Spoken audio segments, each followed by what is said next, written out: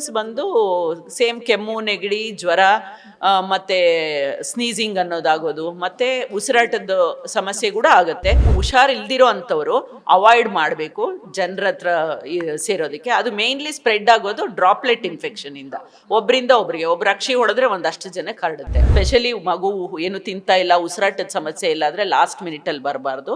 ಒಂದು ಪ್ರಿವೆನ್ಷನ್ ಅಲ್ಲಿ ಇದು ಮೇನ್ ಈ ರೀತಿ ತಡೆಗಟ್ಟೋದು.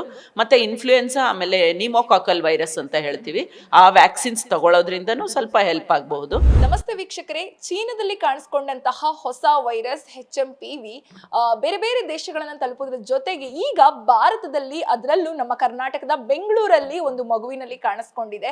ಈ ಸುದ್ದಿ ಸದ್ಯ ಎಲ್ಲೆಡೆ ಹರಿದಾಡ್ತಾ ಇದೆ. ಸ್ನೇಹ ಎನ್ನುವಂತಹ ಬೆಂಗಳೂರಿನ ಮಗುವಿನಲ್ಲಿ HMPV ವೈರಸ್ ಡಿಟೆಕ್ಟ್ ಆಗಿದೆ ಅನ್ನುವಂಥದ್ದು ಕಾಣಿಸ್ಕೊಂಡಿದೆ. ಅಂತಂದ್ರೆ ಏನು ಹಾಗೆ ಜ್ವರ ಬಂದ ಕಾರಣದಿಂದ ಮಗುವನ್ನ ಖಾಸಗಿ ಆಸ್ಪತ್ರೆಗೆ ದಾಖಲು ಮಾಡಲಾಗಿತ್ತು. ಅಲ್ಲಿ ಜ್ವರದ ಹಿನ್ನೆಲೆಯಿಂದ ಟೆಸ್ಟ್ ಮಾಡಿದಾಗ HMPV ವೈರಸ್ ಕೂಡ ಡಿಟೆಕ್ಟ್ ಆಗಿದೆ ಅನ್ನುವಂಥದ್ದು ಕಂಡು ಬಂದಿದೆ ರಿಪೋರ್ಟ್ ಅಲ್ಲಿ. ಹಾಗಾದ್ರೆ ಮಗುವಲ್ಲಿ ಈಗ ಏನು HMPV ವೈರಸ್ ಕಾಣಿಸ್ಕೊಂಡಿದೆ, ಆಲ್ರೆಡಿ ಬೆಂಗಳೂರಿಗೂ ತಲುಪಿದೆ ಅನ್ನುವಂಥದ್ದು ಗೊತ್ತಾಗಿರೋದ್ರಿಂದ, ಹಾಗಾದ್ರೆ ಮಕ್ಕಳ ವಿಚಾರದಲ್ಲಿ ನಾವು ಪೇರೆಂಟ್ಸ್ ಆದವರು ಯಾವ ರೀತಿಯಾಗಿ ಜಾಗೃತಿಯನ್ನ ವಹಿಸಬೇಕು? HMPV ವೈರಸ್ ಏನು ಸಿಕ್ಕಾಪಟ್ಟೆ ಏನಂತಾರು ಮಾರಣಾಂತಿಕವಾಗಿ ಅದು ಮನುಷ್ಯರ ಮೇಲೆ ದಾಳಿ ಮಾಡ್ತದ, ಹೇಗೆ? ಇದ್ರ ಬಗ್ಗೆ ಮಾತಾಡ್ಲಿಕ್ಕೆ ನಮ್ಮ ಜೊತೆ ಡಾಕ್ಟರ್ ಸಹನಾ ಅವರಿದ್ದಾರೆ. ಅವ್ರನ್ನ ಮಾತಾಡ್ಸೋಣ ಬನ್ನಿ. ಎಸ್ ಮೇಡಮ್, ನಮಸ್ಕಾರ. ಈಗ ಬೆಂಗಳೂರಲ್ಲಿ HMPV ವೈರಸ್ ಸ್ನೇಹ ಅನ್ನುವಂತಹ 8 ವರ್ಷದ ಮಗುವಲ್ಲಿ ಕಾಣಿಸ್ಕೊಂಡಿದೆ. ಹೇಗೆ ಮಕ್ಕಳಲ್ಲಿ ಈ ವೈರಸ್ ಬಂದ್ರೆ ಸಿಕ್ಕಾಪಟ್ಟೆ ಏನಾದ್ರೂ ಡೇಂಜರ? ಕೋವಿಡ್ ಅಷ್ಟೇ ಏನಾದ್ರೂ ಮಾರಣಾಂತಿಕವಾಗಿ ಅದು ಮಕ್ಕಳಲ್ಲಿ ಏನಾದ್ರೂ ಕಾಣಿಸ್ಕೊಳ್ಳುತ್ತೆ? ಯಾವ ರೀತಿಯಾಗಿ? ಒಂದು HMPV ವೈರಸ್ ಅನ್ನೋದು ಒಂದು RNA ಅಂತ ವೈರಸ್ಗೆ ಸಂಬಂಧಪಟ್ಟಂಥದ್ದು. ಇದು ತುಂಬಾ ವರ್ಷಗಳಿಂದನೇ ಇದೆ. ಸೊ ಈಗ ಚೈನಾದಲ್ಲಿ ಔಟ್ ಬ್ರೇಕ್ ಆಗಿ ಮತ್ತೆ ಬ್ಯಾಂಗ್ಳೂರಲ್ಲಿ ಬಂದಿರೋದ್ರಿಂದ ಎಲ್ಲರಿಗೂ ಸ್ವಲ್ಪ ಸಮಸ್ಯೆಗಳು. ಮೇನ್ ಇದು ಯಾವ ಥರ ವೈರಸ್ ಅಂತಂದರೆ, ಇದು ರೆಗ್ಯುಲರ್ ಫ್ಲೂ ಮತ್ತು ಅಡಿನೋ ವೈರಸ್ ಮತ್ತು ರೆಸ್ಪಿರೇಟರಿ ಸಿನ್ಸಿಷಿಯಲ್ ವೈರಸ್ ಅಂತೀವಿ, ಅದೇ ರೀತಿ ಬರುತ್ತೆ. ಸಿಂಪ್ಟಮ್ಸ್ ಬಂದು ಮೋಸ್ಟ್ಲಿ 1 ವರ್ಷದ ಒಳಗಿನ ಮಕ್ಕಳಲ್ಲಿ, 5 ಇಯರ್ಸ್ ಒಳಗಿನ ಮಕ್ಕಳಲ್ಲಿ, ಸ್ವಲ್ಪ ಏಜ್ಡ್ ರಿಲೇಟೆಡ್ ಇಮ್ಯುನಿಟಿ ಕಮ್ಮಿ ಇರೋಂಥವ್ರು, ಏಜ್ಡ್ ಪರ್ಸನ್ಸಲ್ಲಿ, ಮತ್ತು ಡಯಾಬಿಟಿಸ್ ಇರ್ಬೋದು, HIV ಎಲ್ಲ ಇರ್ಬೋದು, ಆಮೇಲೆ ಕ್ಯಾನ್ಸರ್ ಔಷಧಿ ತಗೊಳ್ತಾ ಇರೋರಾಗಲಿ, ಕಿಡ್ನಿ ಡಿಸೀಸಸ್ ಸಂಬಂಧಪಟ್ಟದಲ್ಲಿ ಅಂಥವರಲ್ಲಿ ಸ್ವಲ್ಪ ಜಾಸ್ತಿ. ಯಾವುದೇ ವೈರಸ್ಸು ಯಾವುದೇ ಕಾಯಿಲೆ ಆದರೂ ಜಾಸ್ತಿ. ಸೊ ಹೀಗೂ ಇರುತ್ತೆ. ಸೊ 2001 ನೆದರ್ಲ್ಯಾಂಡಲ್ಲಿ ಫಸ್ಟ್ ಕಂಡು ಬಂದಿದೆ. ಸೊ ಇದು ಸಿಂಪ್ಟಮ್ಸ್ ಬಂದು ಸೇಮ್ ಕೆಮ್ಮು ನೆಗಡಿ ಜ್ವರ ಮತ್ತು ಸ್ನೀಸಿಂಗ್ ಅನ್ನೋದಾಗೋದು, ಮತ್ತು ಉಸಿರಾಟದ ಸಮಸ್ಯೆ ಕೂಡ ಆಗುತ್ತೆ, ವೀಸಿಂಗ್ ಅಂತ ಏನು ಹೇಳ್ತೀವಿ ಮಕ್ಕಳಲ್ಲಿ. ಸೊ ಯಾವುದೇ ವೈರಸ್ಸಲ್ಲೂ ರೆಸ್ಪಿರೇಟರಿ ವೈರಸಸ್, ಇದು ಮೇನ್ಲಿ ಲಂಗ್ ಇನ್ವಾಲ್ವ್ಮೆಂಟ್ ಆಗುವಂಥದ್ದು ವೈರಾಣು ಆಗಿರುತ್ತದೆ. ಸೊ ಅದೇ ಸಿಂಪ್ಟಮ್ಸ್ ಇರುತ್ತೆ. ಕೆಲವು ಮಕ್ಕಳು ಹಾಸ್ಪಿಟಲೈಸ್ ಬೇಕಾಗ್ಬೋದು, ಆಕ್ಸಿಜನ್ನು ಮತ್ತು ರೆಸ್ಪಿರೇಟರಿ ಸಪೋರ್ಟ್ ಬೇಕಾಗಬಹುದು. ಸೊ ಅಷ್ಟು ಹೆದರಿಕೊಳ್ಳುವಂಥದ್ದು ಅಲ್ಲ, ಬಟ್ ಸ್ಟಿಲ್ ಪ್ರಿವೆಂಟ್ ಮಾಡಬೇಕು ಅಂತ ನಾನು ಹೇಳ್ತೀನಿ. ಇನ್ನು ಕೋವಿಡ್ ಕೂಡ ಲಂಗ್ಸ್ ಮೇಲೆ ಸಾಕಷ್ಟು ಎಫೆಕ್ಟ್ ಅನ್ನ ತರ್ತಾ ಇತ್ತು. ಅದು ಹೆಚ್ಚಾಗಿ HMPV ವೈರಸ್ ನಾವು ತಿಳಿದಾಗೆ ವೃದ್ಧರನ್ನ ಮತ್ತೆ ಹೆಚ್ಚಾಗಿ ಮಕ್ಕಳನ್ನ ಕೂಡ ಬೇಗ ಅಟ್ಯಾಕ್ ಆಗುತ್ತೆ ಅನ್ನುವಂಥದ್ದು ಕೇಳಿ ಬರ್ತಾ ಇದೆ. ಹಾಗಾದ್ರೆ ಕೋವಿಡ್ ನಷ್ಟೇ ಇದು ಕೂಡ ಮಾರಣಾಂತಿಕವಾಗಿ ಕೆಲಸ ಮಾಡತ್ತಾ? ಇದ್ರ ಕುರಿತಾಗಿ ನಾವು ಯಾವ ರೀತಿಯಾಗಿ ಮುನ್ನೆಚ್ಚರಿಕೆ ಕ್ರಮವನ್ನ ತಗೊಳ್ಬಹುದು? ಒಂದು ಯಾವುದೇ ಕಾಯಿಲೆ ಆಗಿರ್ಬೋದು, ಪ್ರಿವೆನ್ಷನ್ ಬೆಟರ್ ಅಂತ ಹೇಳ್ತೀವಿ, ಅದರಿಂದ ತಪ್ಪಿಸ್ಕೊಳ್ಳೋದು. ಸೊ ಹೇಗೆ ಮಾಡಬೇಕದು ಅಂತಂದರೆ, ಒಂದು ಮಾಸ್ಕ್ ನಮ್ಗೆ ಆಲ್ರೆಡಿ ಇವಾಗ ಕೋವಿಡ್ಡೇ ಕಲಿಸ್ಬಿಟ್ಟಿದೆ. ಸೊ ಈಗಲೂ ನಾವು ಈವನ್ ಮೆಟ್ರೋಲ್ ಬಂದ್ರೂ ಹಾಕ್ಕೊಳ್ಬೇಕಾದಂಥದ್ದು.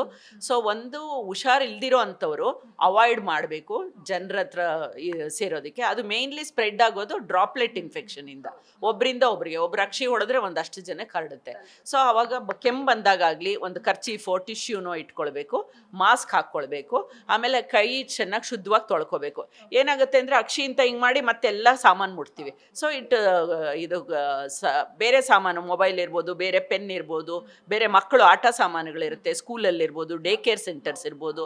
ಸೊ ಅಲ್ಲಿ ಒಂದರಿಂದ ಒಂದು ಹರಡುತ್ತೆ, ಏನೋ ಸಾಮಾನು ಮೇಲೆ ಬಿದ್ದು. ಸೊ ಆ ರೀತಿ ಹ್ಯಾಂಡ್ ಹೈಜೀನು ಸೇಮ್, ಮತ್ತು ಮಾಸ್ಕು, ಮತ್ತು ಇದು ಯಾರಿಗೆ ಕಾಯಿಲೆ ಬಂದಿರುತ್ತೆ ಸ್ವಲ್ಪ ಹೊರಗಡೆ ಹೋಗೋದು ಅವಾಯ್ಡ್ ಮಾಡಬೇಕು. ಪ್ಲಸ್ ಕ್ರೌಡೆಡ್ ಪ್ಲೇಸಸ್ಸಲ್ಲಿ ಆದಷ್ಟು ಜನರು ಒಟ್ಟಿಗೆ ಸೇರೋದು, ಗುಂಪುಗಟ್ಟೋದು, ಸ್ಪೆಷಲಿ ಮಾಲ್ಸ್ ಇರ್ಬೋದು, ಥಿಯೇಟರ್ಸು, ಟೆಂಪಲ್ಸು, ಅಲ್ಲೆಲ್ಲ ಸ್ವಲ್ಪ ಹುಷಾರಿಲ್ದಿದ್ದಾಗಂತೂ ಡೆಫಿನೆಟಾಗಿ ಮನೆಯಲ್ಲೇ ಇರಬೇಕು ಅಂತ ನನ್ನ ವಿನಂತಿ. ಇನ್ನು ಏನು ಬೆಂಗಳೂರು ಅಥವಾ ಬೇರೆ ಎಲ್ಲೇ ಆಗಿರ್ಲಿ, ಪ್ರತಿಯೊಬ್ಬರ ಮನೆಯಲ್ಲಿ ವೃದ್ಧರು ಆಗಿರ್ಬೋದು ಅಥವಾ ಮಕ್ಕಳಾಗಿರ್ಬೋದು ಹೆಚ್ಚಾಗೇ ಇರ್ತಾರೆ. ಹಾಗಾಗಿ ಕೋವಿಡ್ ನಲ್ಲಿ ಏನು ಕ್ವಾರಂಟೈನ್ಸ್ ಮಾಡ್ತಾ ಇದ್ರು, ಅದೇ ರೀತಿ ನಮ್ಗೆ ಈ HMPV ವೈರಸ್ ನಿಂದ ನಾವು ತಪ್ಪಿಸ್ಕೊಳ್ಳಕ್ಕೆ ಹೋಮ್ ಕ್ವಾರಂಟೈನ್ ಏನಾದ್ರೂ ಅಗತ್ಯ ಇದೆಯಾ? ಅದೇ ಹೇಳಿದ್ನಲ್ಲ ಮೇಡಮ್, ಏನು ಅಂದರೆ ಅವರಷ್ಟಕ್ಕೆ ಅವರೇ ತಿಳ್ಕೊಬೇಕು. ಈಗ ಗೊತ್ತಾಯ್ತಲ್ಲ. ಸೊ ನಮ್ಮ ಗೌರ್ಮೆಂಟು ಸಾಕಷ್ಟು ಮಾಡ್ತಾ ಇದೆ. ಸೊ ಬಟ್ ಮೇಯ್ನ್ ಅಂದರೆ ಅವ್ರವ್ರಿಗೆ ಇರಬೇಕು, ಆ ಮನುಷ್ಯರಿಗೆ ಅವ್ರಿಗೆ ಬಂದ್ಬಿಡ್ಬೇಕು. ನನಗೆ ಇವಾಗ ಹುಷಾರಿಲ್ಲ, ಸೊ ಇವಾಗ ನನಗೆ ಹುಷಾರಿಲ್ಲ ಅಂದರೆ ರೂಮಲ್ಲೇ ಇರ್ತೀನಿ, ಆಮೇಲೆ ಮಾಸ್ಕ್ ಹಾಕ್ಕೊಂಡಿರ್ತೀನಿ. ಸೊ ಅಲ್ಲೇ ಎಲ್ಲ ಮಾಡ್ಕೊಂಡು ಆಮೇಲೆ ವೆಂಟಿಲೇಷನ್, ಸ್ವಲ್ಪ ಕಿಟಕಿ ಬಾಗಿಲುಗಳು ತೆಗೆಯೋದು, ಆಮೇಲೆ ಸ್ವಲ್ಪ ಏರ್ ಇದಾಗುವಂಥದ್ದನ್ನು ನೋಡಿಕೊಂಡು ಮಾಡ್ಕೊಳ್ಬೇಕಾಗುತ್ತೆ. ಆಮೇಲೆ ಟ್ರೀಟ್ಮೆಂಟ್ ಸಹ ಏನು ನಥಿಂಗ್ ಮಚ್. ಸೊ ಸಿಮ್ಟಮ್ಸ್ ಬಂದಾಗ ಡೆಫಿನೆಟಾಗಿ ಡಾಕ್ಟರ್ ಹತ್ರ ಕಂಡು ಬರಬೇಕು. ಸ್ಪೆಷಲಿ ಮಗು ಏನು ತಿಂತಾ ಇಲ್ಲ, ಉಸಿರಾಟದ ಸಮಸ್ಯೆ ಇಲ್ಲ ಅಂದರೆ ಲಾಸ್ಟ್ ಮಿನಿಟಲ್ಲಿ ಬರಬಾರ್ದು. ಒಂದು ಪ್ರಿವೆನ್ಷನಲ್ಲಿ ಇದು ಮೇಯ್ನ್, ಈ ರೀತಿ ತಡೆಗಟ್ಟೋದು. ಮತ್ತು ಇನ್ಫ್ಲೂಯೆನ್ಸಾ ಆಮೇಲೆ ನಿಮೋಕಾಕಲ್ ವೈರಸ್ ಅಂತ ಹೇಳ್ತೀವಿ, ಆ ವ್ಯಾಕ್ಸಿನ್ಸ್ ತಗೊಳ್ಳೋದ್ರಿಂದನೂ ಸ್ವಲ್ಪ ಹೆಲ್ಪ್ ಆಗಬಹುದು. ಆಮೇಲಿಂದ ಮೇಯ್ನು ಹೈಡ್ರೇಷನ್ನು, ಸಪೋರ್ಟಿವ್ ಥೆರಪಿ. ಇದಕ್ಕೆ ಅಂತಲೇ ಏನು ಆ್ಯಂಟಿವೈರಸ್ಸು ಆ ಥರ ಎಲ್ಲ ಏನೂ ಇಲ್ಲ ಔಷಧಿಗಳು. ಸೊ ಸಪೋರ್ಟಿವ್ ಥೆರಪಿ, ಸಿಮ್ಟಮ್ಸ್ ಇವಾಗ ನೆಗಡಿ ಕೆಮ್ಮು ಇದ್ದರೆ ನೆಗಡಿದ ಔಷಧಿ, ಜ್ವರ ಇದ್ದರೆ ಜ್ವರದ ಔಷಧಿ ತೊಗೋಬೇಕು. ಆಮೇಲೆ ಲಾಟ್ ಆಫ್ ವಾಟರ್, ಹೈಡ್ರೇಷನ್ನು, ನೀರು, ಸೂಪು ಆ ಥರದ್ದೆಲ್ಲ ತೊಗೋಬೇಕು. ಆಮೇಲೆ ಫ್ರೂಟ್ಸು ವೆಜಿಟೇಬಲ್ಸ್ ಎಲ್ಲ ತಿನ್ನೋವಂಥದ್ದು. ಸೊ ಏನಾದರೂ ತೊಂದರೆ ಉಸಿರಾಟದ್ದು ಅದೆಲ್ಲ ಪ್ರಾಬ್ಲಮ್ ಇದೆ ಅಂದರೆ ಡೆಫಿನೆಟ್ಟಾಗಿ ಹತ್ತಿರ ಇರುವಂಥ ಆಸ್ಪತ್ರೆಗಳಿಗೆ ಭೇಟಿ ಆಗಬೇಕು. ತುಂಬ ಲೇಟಾಗಿ ರಿಯಲೈಸ್ ಮಾಡ್ಕೊಳ್ಳದೆ ಇರಬೇಕು. ಇನ್ನು ಈ ಬಾರಿ ಚಳಿಗಾಲ ಹೆಚ್ಚಾಗೇ ಇದೆ. ಅಂತಂದ್ರೆ ಬೆಂಗಳೂರಲ್ಲಿ ಅದು ಅಲ್ಲದೆ 10 ವರ್ಷಗಳ ಹಿಂದೆ ಇದ್ದಂತಹ 12 ಡಿಗ್ರಿ ಸೆಲ್ಸಿಯಸ್ ಈಗ ಈ ಬಾರಿ ಕೂಡ ಕಂಡು ಬರ್ತಾ ಇದೆ. ಹಾಗಾಗಿ ಈಗ ಹೊಸದಾಗಿ ಒಂದು ವೈರಸ್ ಕೂಡ ಕಾಣಿಸ್ಕೊಳ್ಳೋದ್ರಿಂದ ಬೇರೆ ಯಾವ್ದಾದ್ರು ರೀತಿಯಲ್ಲಿ ನಾವು ಜೀವನ ಶೈಲಿಯಲ್ಲಿ ಏನಾದ್ರೂ ಬದಲಾವಣೆಯನ್ನ ಕಂಡ್ಕೋಬೇಕಾ? ಯಾಕಂತಂದ್ರೆ ಮಾರ್ನಿಂಗ್ ವಾಕಿಂಗ್ ಹೋಗ್ತಾರೆ ಒಂದಿಷ್ಟು ಜನ ಈ ಚಳಿಗಾಲದಲ್ಲೂ ಐಸ್ ಕ್ರೀಮ್ ತಿನ್ನುವಂತಹ ಕ್ರೇಜ್ ಹೆಚ್ಚಾಗೇ ಇರುತ್ತೆ. ಹಾಗಾಗಿ ಈ ರೀತಿಯಾಗಿ ಜೀವನ ಕ್ರಮ ಇರ್ಬೋದು ಅಥವಾ ಆಹಾರ ಶೈಲಿಗಳನ್ನ ಏನಾದ್ರೂ ಬದಲಾಯಿಸಿಕೊಳ್ಳುವ ಅಗತ್ಯತೆ ಏನಾದ್ರೂ ಇದೆಯಾ? ಒಂದು ಹೇಳ್ದಂಗೆ ಮೇಡಮ್, ಹೈಡ್ರೇಷನ್, ಚೆನ್ನಾಗಿ ನೀರು ಕುಡಿಬೇಕು, ಬಿಸಿ ನೀರು ಅಥವಾ ವಾರ್ಮ್ ವಾಟರ್ ಎಲ್ಲ ಹೈಡ್ರೇಷನ್ ಚೆನ್ನಾಗಿ ತೊಗೋಬೇಕು. ಫ್ರೂಟ್ಸು ವೆಜಿಟೇಬಲ್ಸ್ ಅದು ನಮ್ಗೆ ಇಮ್ಯುನಿಟಿಗೆ ಹೆಲ್ಪ್ ಆಗುತ್ತೆ ತಗೊಳ್ಳಿಕ್ಕೆ. ರೆಗ್ಯುಲರ್ ನಾರ್ಮ್ಸ್ ತೊಗೊಳ್ಬೇಕು. ಸ್ವಲ್ಪ ಮಕ್ಕಳಿಗೆ ಅಥವಾ ದೊಡ್ಡವರೆಲ್ಲ ಬೆಚ್ಚಗೆ ಕ್ಲೋತಿಂಗ್, ಸ್ವೆಟರು, ಟೋಪಿ ಮತ್ತು ಇದೆಲ್ಲ ಹಾಕ್ಕೊಂಡು ಓಡಾಡಿದ್ರೆ ಇಟ್ ಈಸ್ ಮಚ್ ಬೆಟರ್.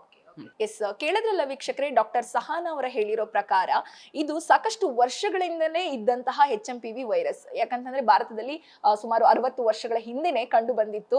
ಹಾಗಾಗಿ ಈ ವೈರಸ್ ವಿಚಾರದಲ್ಲಿ ಜನರು ಭಯ ಪಡುವ ಬದಲಾಗಿ ಮುನ್ನೆಚ್ಚರಿಕೆ ಕ್ರಮಗಳನ್ನ ಕೈಗೊಳ್ಳೋದ್ರ ಮೂಲಕ, ಯಾಕಂತಂದ್ರೆ ಈಗಾಗಲೇ ಬೆಂಗಳೂರಲ್ಲಿ ಒಂದು ಮಗುವಲ್ಲಿ ಕೂಡ HMPV ವೈರಸ್ ಡಿಟೆಕ್ಟ್ ಆಗಿದೆ ಅನ್ನುವಂಥದ್ದು ಕೇಳಿ ಬರ್ತಾ ಇದೆ. ಹಾಗಾಗಿ ಮುನ್ನೆಚ್ಚರಿಕೆ ಕ್ರಮಗಳನ್ನ ಏನು ತಗೊಳ್ಳುವಂಥದ್ದು ಅಥವಾ ಮಾಸ್ಕ್ ಗಳನ್ನ ಧರಿಸುವಂಥದ್ದು, ಸ್ವಲ್ಪ ಡಿಸ್ಟೆನ್ಸ್ ಅನ್ನ ಮೇಂಟೈನ್ ಮಾಡುವಂಥದ್ದು, ಮತ್ತೆ ಆಹಾರ ಕ್ರಮಗಳಲ್ಲಿ ಸ್ವಲ್ಪ ಜೀವನ ಶೈಲಿಯಲ್ಲಿ ಬದಲಾವಣೆ ಮಾಡ್ಕೊಳ್ಳೋದ್ರಿಂದ ಈ ರೀತಿಯಾದಂತಹ ವೈರಸ್ಗಳಿಂದ ನಾವು ದೂರ ಇರಬಹುದು, ಮಕ್ಕಳು ಮತ್ತೆ ವೃದ್ಧರನ್ನು ಕೂಡ ಸೇಫ್ ಆಗಿ ಇಡಬಹುದು ಅನ್ನುವಂಥದ್ದು ಡಾಕ್ಟರ್ ಸಹನಾ ಅವರ ಅನಿಸಿಕೆ ಆಗಿದೆ. ಇದಾಗಿತ್ತು ಈ ಹೊತ್ತಿನ ವಿಶೇಷ ಸುದ್ದಿ. ಇನ್ನಷ್ಟು ಸುದ್ದಿಗಾಗಿ ನೋಡ್ತಾ ಇರಿ ಗ್ಯಾರಂಟಿ ನ್ಯೂಸ್. ಕ್ಯಾಮ್ರಾಮನ್ ಪಂಪವತಿ ಜೊತೆ ಶಮ್ಮಿ ಶೆಟ್ಟಿ. ಗ್ಯಾರಂಟಿ ನ್ಯೂಸ್, ಸುದ್ದಿ ಖಚಿತ, ನ್ಯಾಯ ನಿಶ್ಚಿತ.